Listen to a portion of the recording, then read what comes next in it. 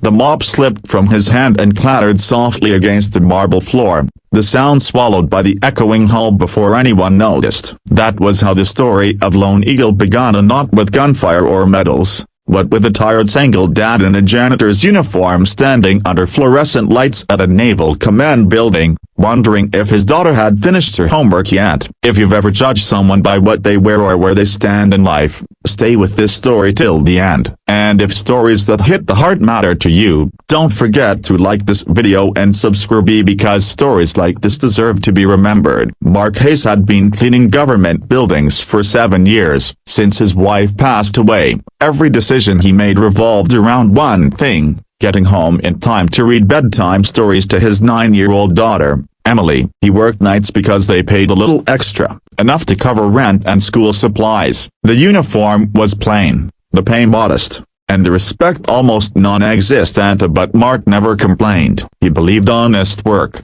no matter how small, still carried dignity. That belief was tested the night a group of high-ranking officers entered the hall, their polished shoes clicking with authority, their voices confident and sharp. Among them was Admiral Richard Calloway, a man whose reputation preceded him. Decorated, feared, respected, he had commanded fleets and overseen operations most people would never hear about. As the officers paused near the security desk, the Admiral's eyes landed on Mark, who stood quietly with his mop, head lowered out of habit. One of the junior officers smirked and whispered something. The Admiral raised an eyebrow, amused. "Hey, Janitor," Calloway called out, his tone light, almost playful. "What's your call sign?" The officers chuckled. It was meant as a joke, a harmless jab. Mark stiffened. For a brief second, memories surged: sandstorms, radio static, the weight of a rifle, the sound of his own breath inside a helmet. He swallowed and replied calmly,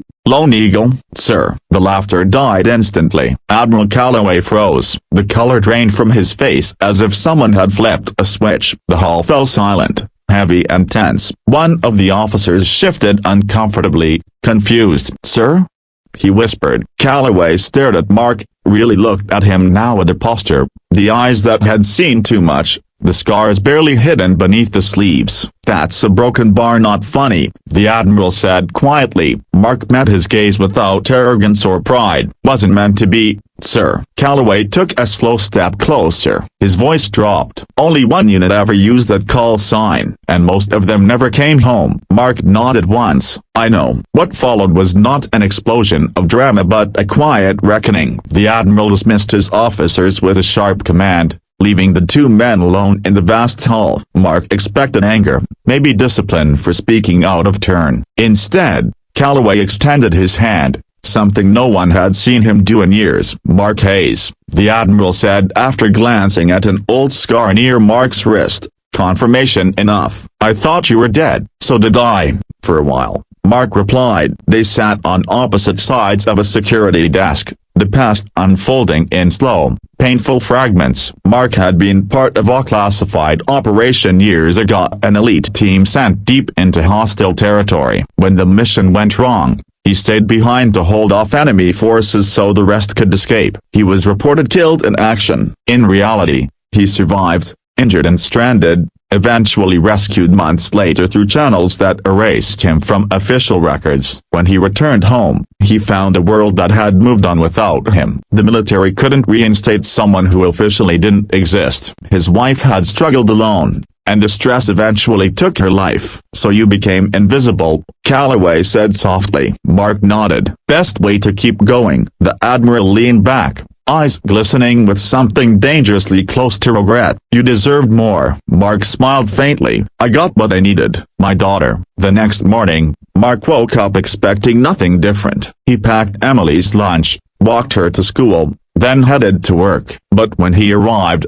security stopped him, not to escort him out, but to escort him upstairs. Panic fluttered in his chest until he saw the Admiral waiting. What followed wasn't instant redemption or wealth. It was something quieter, deeper. Mark's service record was restored, not publicly, but enough to grant benefits his family had been denied. Emily received a scholarship fund. Mark was offered a role training young recruits, not as a symbol, but as a mentor who understood sacrifice and humility. The hardest moment came weeks later.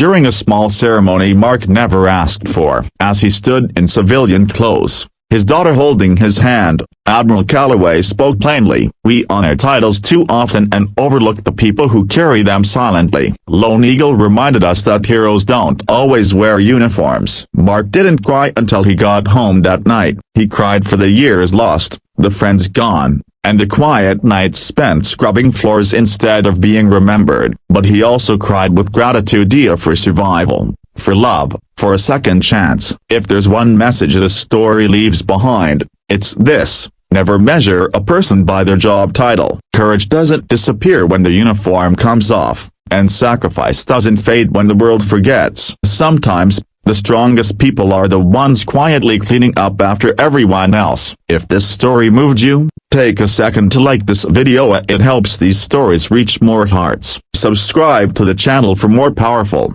inspiring stories that remind us who we really are. And remember, you never know when a lone eagle is standing right in front of you.